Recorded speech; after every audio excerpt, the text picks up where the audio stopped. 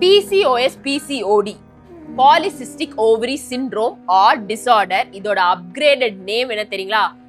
PMOS, Polyendocrine Metabolic Ovarian Syndrome. எதுல எல்லாம் upgrade ஆயிருக்கும்? சான்ஸே இல்லைங்க. மனுஷங்களை அடிச்சுக்கவே முடியாது. டிசீஸ் அப்கிரேடேஷன்ல டெக்னாலஜி அப்கிரேட் ஆகலாம். நம்மளுக்கு அது பயன்படுது. நம்ம அன்றாட வாழ்க்கையில அது எளிமையாக்குறதுக்கு பயன்படுது. டிசீஸ் எங்க நம்ம வாழ்க்கையை எளிமையாக்குது, காம்ப்ளிகேட் ஆக்கிருது. அதுலயும் சின்ன வயசுல இருந்தே இந்த ஓவரியில சிண்ட்ரோம் அது இதுன்னு கண்டுக்காம விட்டுட்டோம். பீரியட்ஸோடைய ட்ராக்கிங் கண்டுக்காம விட்டோம். டெய்லி ஹெல்த் ட்ராக்கிங்கே பார்க்கணும், மந்த்லி ஹெல்த் ட்ராக்கிங்கே பார்க்கணும். கொஞ்சம் கவனம். அதுக்காக ஃபியர் இருக்கக்கூடாது, பயம் இருக்கக்கூடாது. நம்மளுக்கு உடம்பு நல்லா இருக்கான்னு, முக்கியமா விமென்ஸுக்கு மாசம் மாசம் தெரியற ஒரு விஷயம் என்னது? Periods, menses. இந்த சைக்கிள் கரெக்டா இருக்கான்னு பாத்துக்கோங்க. ஹெல்தியா, ஆக்டிவா, எனர்ஜெட்டிக்கா இருக்கோமாங்கிறது பாத்துக்கோங்க. எதனால இது வருது?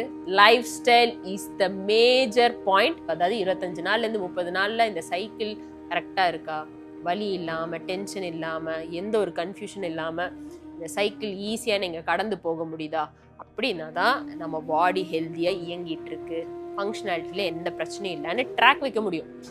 இது பண்ணல அப்படின்னா பரவாயில்ல, ஒரு மாசம் விட்டுருச்சு அப்படின்னு அசால்ட்டா இருந்துடாதீங்க. நிறைய பேர் அசால்ட்டா விட்டுறாங்க. அப்புறம் நாளடைவில் ஸ்டேஜ், அதாவது நம்ம உடம்பு வந்து ரீப்ரொடக்ஷனுக்கு ஆகிற ஸ்டேஜ் எல்லாம் வரும்போது அதுக்கான ஒரு சிம்டமும் காமிக்காம விட்டுருது. ரொம்ப பெரிய சோஷியல் ப்ரெஷர்ல இம்பேக்ட் ஆயிடுறோம். சின்ன சின்ன பெண்களும் அந்த மிடில் ஏஜ்ல இருக்கிற விமன்ஸும் இதனால நிறைய சஃபர் ஆக ஆரம்பிச்சுறாங்க. தயவு செய்து நம்ம உடம்ப நம்ம மட்டும்தான் பார்த்துக்க முடியும். ஆஸ் எல்டர்ஸ், அடல்ட்ஸ் உடம்ப பத்தி நல்லா தெரிஞ்சுக்கோங்க. அப்பதான் நம்மளோட அடுத்த தலைமுறை பெண்களுக்கு சொல்லி கொடுக்க முடியும்.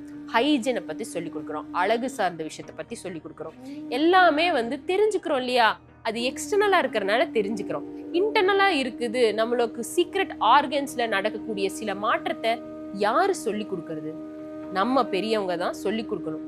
அதுலயும் கொஞ்சம் அதை பத்தி தெரிஞ்சு சொல்லி கொடுங்க. இந்த காலகட்டத்துல என்ன பண்றோம்? நைட்டு 9 மணிக்கு யாராவது தூங்குறோமா? இல்லையே. 10 மணிக்கு அதுவும் இல்லையே. 12, 1 மணி, 2 மணி அது வரைக்கும் என்ன பண்றோம்? ஆக்டிவா ஏதாவது வேலை பார்க்குறோமோ? கிடையாது. மொபைல்ஸ், ஃபுல்லா மொபைல்ஸ் இந்த டீனேஜ் பசங்க யூஸ் பண்றதுனால அந்த டைம் சுரக்கக்கூடிய ஹார்மோன்ஸ் நம்ம பாடியை ரெஸ்ட்ல சில ஹார்மோன்ஸ் எல்லாம் சுரந்து ஃபுல் எண்டோக்ரைன் சிஸ்டமையும் பேலன்ஸ்டா வச்சுக்க ஹெல்ப் பண்ணுது. இதெல்லாம் பண்ண விடுறதே இல்லை. மொபைல் பார்த்துட்டு காலையில லேட்டா எந்திரிக்கிறது. சீக்கிரமா எந்திரிச்சாதானே சீக்கிரமா எந்திரிக்கும் போது நடக்கக்கூடிய ஆக்டிவிட்டிஸ் கரெக்டா ஆர்கனைஸ்டா நடக்க ஆரம்பிக்கும். நம்மளுக்கே சுயமா ஒரு விஷயத்த ஆர்கனைஸ் பண்ணணும், இயற்கை கூட சேர்ந்து ஒன்றி வாழணுங்கிற எண்ணம் இல்லைன்னா இயற்கையா செயல்பட்டு இருக்கிற நம்ம உடம்புக்குள்ள இருக்கிற அந்த பயோ கிளாக் எப்படி வேலை செய்யும்னு நினைக்கிறீங்க? ப்ளீஸ் காலையில நேரத்துல, கொஞ்சம் நேரத்துலங்கிறது ஒரு சூரிய உதயம் டைமாவது எந்திரிச்சு டெய்லி ஒரு 15 நிமிஷம் இந்த எக்ஸசைஸ் எல்லாம் பண்ணுங்க. முக்கியமா PCOS, PCOD, PMOS advanced version. Please start doing these practices and enhance all your system. அதுக்கான சரியான வழிமுறையை காமிச்சு கொடுங்க. எப்பவுமே மசில்ஸ்க்கு ஒரு கிரேட்டஸ்ட் பவர் இருக்குங்க. மசில்ஸ், ஆர்கன்ஸ் எல்லாமே பார்த்தீங்கன்னா இட்ஸ் அ செல் மெமரி. அந்த மெமரி என்ன பண்ணுன்னா, நீங்க பழக்கப்படுத்துறது தான் மெமரியா ஏத்துக்கும். எதை பழக்கப்படுத்துறீங்க? சோம்பேறித்தனத்தையா, ஆக்டிவா, சுறுசுறுப்பையா, ஹெல்தியா? எதுன்னு உங்க சாய்ஸ் தான். நீங்க டிசைட் பண்ணுங்க. ஸ்டார்ட் பண்ணலாமா? காலையில் எந்திரிச்சோன்னே முதுகோட சிக்னல்ஸ் கரெக்டா போகணும் இல்லையா? முக்கியமா எண்டோக்ரைன் சிக்னல்ஸ். அது கரெக்டா நீ இந்த வேலை செய், அந்த வேலை செய்யன்னு சொல்றதுக்கு இந்த சிக்னல்ஸ் பாஸ் ஆகிற இடம் தலையில இருந்து நரம்பு மண்டலத்துல. இதை ஸ்ட்ரெச் பண்றதுக்கு கேட் கவ் பொசிஷன். ஸோ பெட்ல பண்ணாலும் சரி, எதுல பண்ணாலும் சரி பண்ணுங்கப்பா. பண்றதுதான் ரொம்ப முக்கியம். சின்ன பொண்ணுங்கெல்லாம் இப்பவே வந்து ஃபர்டிலிட்டியில வந்து பிரச்சனையே வரக்கூடாது. ஃபர்டிலிட்டியில் பிரச்சனை வருது, டென்ஷன் வருது அப்படின்னா யோசிச்சு பாருங்க. ஹவு கேன் வி சே நம்ம ஹெல்தி அப்படின்னு? இந்த பீரியட்ஸ் தான் உங்களோட ட்ரிகரிங். கரெக்டாக வச்சுக்கோங்க. பாடி வந்து உடம்பு போடாதது இல்லை உடம்பு குறையுது, சஃபிஷியண்டான நியூட்ரிஷன்ஸ் பேலன்ஸ் பண்ணுறது இதுலேயே ட்ராக் பண்ணலாம். நம்ம நம்ம இன்னும் கிஃப்டட் ஆஸ் அ விமனா கிஃப்டட் தான். ஹெல்த் ட்ராக்கிங் மாசமே நடக்குது. 2 முட்டிக்கு நடுவில் ஒரு முழங்கைக்கான கேப்பு, உங்க முட்டிக்கு முன்னாடி ஒரு முழங்கைக்கான கேப்பு, அப்புறம் ஒரு பாம். ஸோ இந்த பொசிஷன்ல கேட் கவ் பொசிஷன்ல நில்லுங்க. ஸோ இதுதான் அளவு கேட் கவ் பொசிஷனுக்கு. மூச்சு எடுக்கிறீங்க, மார்ஜரி ஸ்ட்ரெச், தலை மேல பக்குறீங்க, நல்ல முதுக வளைங்க வளைங்க வளைங்க, மூச்சை விடுறீங்க. தாடை நெஞ்ச தொடணும், நல்ல ஒரு ஆர்ச் எடுங்க, முதுகு நீட்டணும். பூனை நாய் எல்லாம் எப்படி காலையில இல்ல தூங்கி எந்திரிச்சாலே அது ஸ்ட்ரெச் பண்ணிக்குது. உள்ள வெளியே ஒரு 10 ரவுண்ட் பண்ணுவோமா? ரிலாக்ஸா பண்ணுங்க, டென்ஷன் கொடுக்கவே தேவையில்லை. ஈஸி எக்ஸசைஸ் தான். ஆனால் யங்ஸ்டர்ஸ்க்கு கொஞ்சம் எனர்ஜெட்டிக்காக இருந்தால் நல்லா இருக்கும். ஆனால் பிசிஓஎஸ் பிசிஓடி எல்லாம் டென்ஷன் ஸ்ட்ரெஸ்னால கிரியேட் ஆகுது. ஒரு 10 தடவை என் பேச்சை கேட்டுகிட்டே அப்படியே கவனம் ஃபுல்லாக உங்கள் முதுகோட ஸ்ட்ரெச் கொடுத்துட்டே பண்ணுங்க. ஸோ யோகா பொறுத்த வரைக்கும் நம்ம கான்ஷியஸாக பண்ணணும். ப்ரீதிங், நீங்கள் வாக்கிங் போனாலும் சரி, ஜாகிங் போனாலும் சரி, கண்ட்ரோல்டாக இருக்கணும். கண்ட்ரோல் மீறி போகக்கூடாது. அதனால தான் கவனம் உடம்புக்குள்ள இன்ட்ரோவர்ட்டா டியூன் பண்ண ஆரம்பிக்கணும். நல்லா ஸ்ட்ரெச் பண்ணிட்டே இருங்க. மூச்சு உள்ள, மூச்சு வெளியே, அப்படியே 5 ரவுண்ட் கண்டினியூ பண்ணலாம். மூச்சோட சேர்ந்து செய்யும் போது கவனம் செதறாது. நம்ம பண்ற கொஞ்சம் ஆக்டிவிட்டிலேயே நிறைய பெனிஃபிட்ஸ் கிடைக்கிறது. இந்த சுவாசத்தோடைய மெக்கானிசம் தான். நல்லா என்கேஜ் பண்ணுங்க, மசில்ஸ் எல்லாம் ஃபுல்லாக என்கேஜ் பண்ணி open up, down, open up, inhale, exhale. அப்படியே மெதுவாக கால் சேர்த்திக்கோங்க, முட்டி மடக்கி உங்களுடைய ஹீலில் பிளேஸ் பண்ணிக்கோங்க. க்ளூட்டை அப்படியே ஸ்ட்ரெச் பண்ணி சஷாங்காசனா. Breath easy. மூச்சு வெளியே, மூச்சு உள்ள, மூச்சு வெளியே, மூச்சு உள்ள. டென்ஷனை ஃபுல்லாக ரிலாக்ஸ் பண்ணுங்க. ஏன்னா நர்வ்ஸ் சிக்னல்ஸ் எல்லாத்துக்குமே it has to be easy flowing. நல்ல மூச்சு பிராணா எனர்ஜி ஃப்ளோ ஈஸியாக போகணும். அப்போ தான் எந்த ஒரு ஆர்கன்ஸ்க்கோ எந்த ஒரு கிளாண்டுக்கோ டென்ஷன் இல்லாமல் வேலை பார்க்க ஆரம்பிக்கும். ரைட்? சிரிச்சிட்டே பண்ணுங்க. 2வது ஆசனம் பத்ராசன்லயே அப்படியே முன்னாடி பெண்ட் பண்ணா Baddha Konasana. It's a really gifted pose for women. விமனோடைய மென்சுரல் சைக்கிளை ஹேண்டில் பண்ணுறதுக்கு, நம்மளோட லோவர் ஆப்டமன் நல்லா நரிஷ் பண்ணுறதுக்கு பத்த கோணாசன். பீரியட்ஸ்க்கு முன்னாடி ஒரு வாரம் முன்னாடி இப்படி ஸ்டார்ட் பண்ணிடுங்க. பட்டர்ஃப்ளைல இப்படி ஷேக் பண்ணிகிட்டே இருங்க. நல்லா பெல்விக் மசில்ஸ், பெல்விக் எல்லாம் ஸ்ட்ராங் ஆக ஆரம்பிச்சிடும். ஹிப் நல்லா விரிஞ்சு கொடுக்க ஆரம்பிக்கும். நல்லா சர்க்குலேஷன், அங்கே இருக்கிற நரம்புகளுக்கும் தசைகளுக்கும் நல்ல ஒரு பிளட் சர்க்குலேஷன் இருந்துகிட்டே இருக்கும். நல்லா கால்களை ஷேக் பண்ணும்போது பார்த்தீங்கன்னா பெல்விக் ஏரியாவில் இருக்கிற இந்த ஸ்டிஃப்னஸ் விலக ஆரம்பிக்கும். அதுதான் கிரேட்டஸ்ட் பெனிஃபிட் இந்த தித்திலி ஆசனால. நல்லா ஸ்ட்ரெச் பண்ணி கீழே அழுத்துங்க. Bhadrasan position. Keep your spine straight. முன்னாடி வந்துட்டு நல்ல ஸ்பைனை இழுத்து கொடுங்க. Come forward, take it close. அந்த ஹீலை நல்லா க்ளோஸ் எடுத்துகிட்டே இருங்க. முட்டி மேக்ஸிமம் கீழே எடுக்குங்க. டெய்லி ஸ்ட்ரெச் பண்ணுங்க. சும்மா உட்காரும் போதே இந்த மாதிரி காலெல்லாம் ஸ்ட்ரெச் பண்ணி கொடுத்தீங்கன்னா பெல்விக்கு ஜாலியாக ஃப்ரீ ஆயிரும் இல்லைங்களா? ரைட்? நல்லா மூச்சு எடுக்கிறீங்க, மேலே பாருங்க, மூச்சை வெளியிட்ட மாதிரி கீழே ஒரு 30 செகண்ட் ஸ்டார்ட் பண்ணுவோம். ஹோல்ட் பண்ணி போக போக 1 மினிட் வரைக்கும் ஹோல்ட் பண்ணுங்க. ரிலீஸ் பண்ணும்போது பிளட் ஃப்ளோ கண்ணா மேனிக்கு போகும். நல்ல ஒரு நரிஷ்மெண்ட் தான். ஹோல்ட் பண்ணலாம். 1 2 3 4 5 6 7 8 போயிட்டே இருக்கணும். ஸ்ட்ரெச் போயிட்டே இருக்கணும். 9 10 மூச்சு எடுத்து விட்டுட்டே இருங்க. முட்டி அழுத்தி அழுத்தி முன்னாடி குமியறதுக்கு மேக்ஸிமம் ட்ரை பண்ணும். எஸ், மெதுவா மேலே ரிலாக்ஸ். உண்மையா ரிலாக்ஸ் பண்ணும். அடுத்தது போயிடலான்னு டக்குன்னு ஜம்ப் பண்ணிடாதீங்க. நம்ம உடம்பை சரிப்படுத்துறதுக்கான ஒரு பேஷன்ஸ், பொறுமை அண்ட் த டென்ஷன் ஹேண்டில் பண்ணுறதுக்கு மேக்ஸிமம் ரிலாக்ஸேஷன் கொடுங்க. மூச்சு சீரான பிறகு அடுத்த நிலை. கொஞ்சம் தொப்பை இருந்தாலும் அப்போவே கரைக்கிறதுக்கு, லைட்டாக தொப்பை வருதுனாலும் குறைச்சிருங்க. பை தனுராசனா. டெய்லியுமே, ஈவன் இப்போதான் பிகினர்னா ஸ்டார்டிங்லேயே 1 நிமிஷம் வரைக்கும் இந்த தனுராசன் ஹோல்ட் பண்ண முடியும். ஏன்னா நான் நிறைய ப்ராக்டிஷனர்ஸுக்கு கொடுத்துருக்கேன். எடுத்தோடனே அவங்க தனுராசன் ஈஸியாக 1 நிமிஷம் 2 நிமிஷம் வரைக்கும் ஹோல்ட் பண்ணுவாங்க. கன்சிஸ்டண்டா பண்றவங்களுக்கு அப்படியே தொப்பை வந்து ஃபிளாட் ஆக ஆரம்பிக்குது. ரொம்ப பெரிய தொப்பைனா it takes its own time.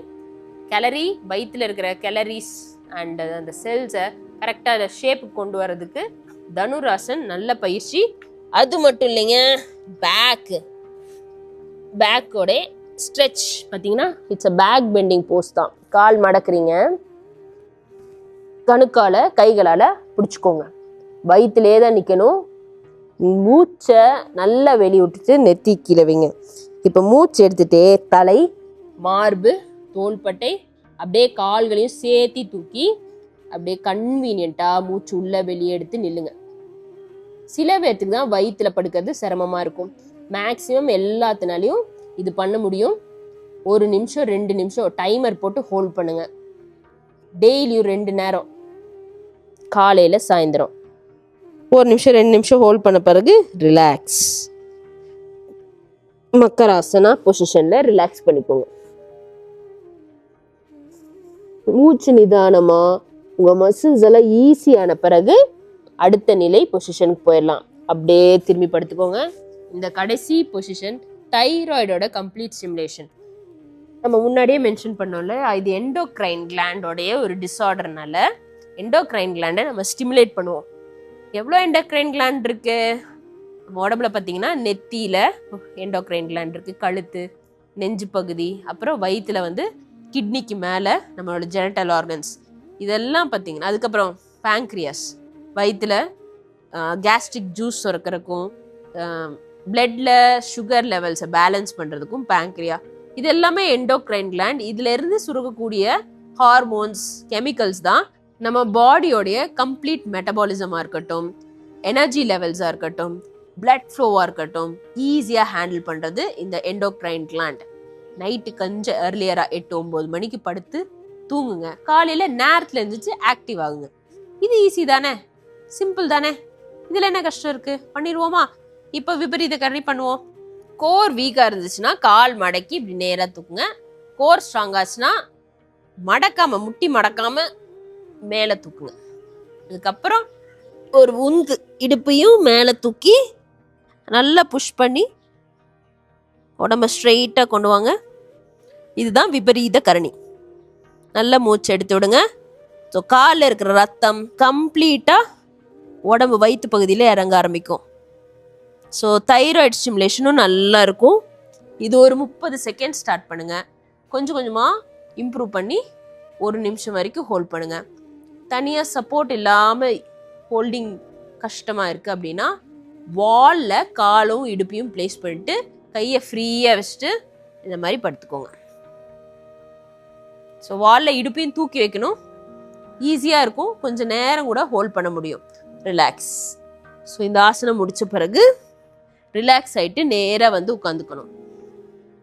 4 ஆசன பயிற்சி பார்த்தோம். ஃபர்ஸ்ட் மார்ஜரி கேட் கவ் ஸ்ட்ரெச், 2வதா பத்த கோணாசன், 3வதா தனுராசன் பார்த்தோம், 4வதா விபரீத கரணி பார்த்தோம். 5வது பயிற்சி நம்ம உடம்பு முழுவதையும் ஒரு கம்ப்ளீட் சர்க்குலேஷன் சிஸ்டமை பேலன்ஸ் பண்ணக்கூடிய பயிற்சி, பியூரிஃபை பண்ணக்கூடிய சோதனா, நாடி சோதனா இல்லைன்னா நாடி சுத்தி பிராணாயம், அனுலோம் விலோம், நிறைய டெக்ஸ்டில் டிஃப்ரெண்ட் நேமில் இருக்குது. பயிற்சி ரொம்ப எளிமையான பயிற்சி தான். உங்கள் உள்ளங்கையை மேல்முகமாக பார்த்து தொடையில் வச்சுக்கோங்க. வலது கையில் உங்களுடைய இண்டெக்ஸ் மிடில் ஃபிங்கரை நீட்டிக்கோங்க. அதை மட்டும் மடக்குங்க, மற்றதெல்லாம் இப்படி நீட்டி வைக்கணும். நீட்டி இதை மடக்கிக்கோங்க, மற்றதை நீட்டி வச்சுக்கோங்க. ஸோ இந்த டிஸ்டன்ஸ் பாருங்கள், மூக்கை க்ளோஸ் பண்ணுறதுக்கு ஈஸியாக இருக்கும், கம்ஃபர்டபுளாக இருக்கும். இப்போ வலது துவாரத்தை க்ளாஸ் பண்ணிக்கிறீங்க, இடது துவாரத்து வழியாக மூச்சு எடுக்கிறீங்க. வலது வழியாக மூச்சை வெளியேற்றுறீங்க, மறுபடியும் வலது வழியாக எடுக்கிறீங்க, இடது வழியாக மூச்சை வெளியேற்றுறீங்க. 5 ரவுண்ட். அவசரப்படக்கூடாது, பொறுமையாக ஆழமான சுவாசம், தீர்க்க சுவாசத்தில் பண்ணணும். மூச்சு எடுக்கிறது எவ்வளோ முடியுமோ வயிறையும் மார்பையும் நிரப்பணும். மூச்சை விடும்போது முழுமையாக வயிறை சுருக்கணும், மார்பை சுருக்கி பயிற்சி பண்ணணும். இந்த மாதிரி 5 முறை போதும். காலையில் ஒரு 5 மினிட்ஸ் இந்த பிராணாயம் பண்ணுங்கள், ஈவினிங் ஒரு 5 மினிட்ஸ் இந்த பிராணாயம் பண்ணுங்கள். கொஞ்ச நாள்லே நம்ம உடம்பு ஸ்டேபிளாகவும் பேலன்ஸ்டாகவும், மனசளவுலையும் சரி, ஃபிசிக்கல் லெவல்லையும் சரி, உங்கள் ப்ரீதிங்கும் சரி ஈஸியாக ஹேண்டில் ஆகும். உங்களோட எமோஷ்னல் ட்ரிகர் பண்ணாமல், ஃபார் எக்ஸாம்பிள் மென்சஸ் டைமுக்கு முன்னாடியே சில பேர்த்துக்கு ஒரு சைக்கலாஜிக்கலாக ஒரு ஃபீலிங்ஸ் எல்லாம் வரும், டிஃபிகல்ட்டி வரும், இரிட்டேஷன்ஸ் வரும். இது எப்படி நார்மல்னு சொல்லலாம்? இது நார்மல்னு சொல்ல முடியாது. நமக்கு ஒரு சிச்சுவேஷன் ஹேண்டில் பண்ண தெரியலனா இட் இஸ் அப்நார்மல் தான். நம்மனால ஹேண்டில் பண்ண முடியலன்னா வேற யாருனால ஹேண்டில் பண்ண முடியும்? ஸோ அந்த சிச்சுவேஷனை நம்ம புரிஞ்சுக்கிட்டு அதுக்கு என்ன வேணுமோ அவ்வளோதான் ரியாக்ட் பண்ணணும். ஓவர் ரியாக்ட் பண்ணக்கூடாது. கோபம், எனக்கு பீரியட்ஸ் தெரியுமா அதனால எனக்கு கோபம் வருது, இது எப்படி நல்ல ஒரு ரெஸ்பான்ஸாக இருக்கும்? நோ. எனக்கு பீரியட்ஸ்னால கோவம் வருதுன்னு தெரியற அளவுக்கு நம்ம மைண்ட் இருக்குன்னா, கோவப்படக்கூடாதுன்னு தெரியற அளவுக்கு நம்ம மனசு இருக்கணும். நம்ம உள்ள அப்படிதான் செயல்படணும். ஸோ கான்ஷியஸா பீரியட்ஸ் டைம்ல எல்லாம் கோவப்படாதீங்க, இரிட்டேட் ஆகாதீங்க. முக்கியமா இந்த சின்ன பசங்க இப்பெல்லாம் எனக்கு பீரியட்ஸ் ரொம்ப வந்து டென்ஷனா இருக்கு, ப்ளீஸ் அவாய்ட் திஸ். நம்ம உடம்ப மனசையும் கண்ட்ரோல் பண்ண முடியாட்டி nothing can be controlled. So try to balance your lifestyle, right? And don't ever upgrade all these diseases மட்டும் அப்கிரேட் பண்ணாதீங்க. சிம்பிளா எனர்ஜெட்டிக்கா வாழுங்க.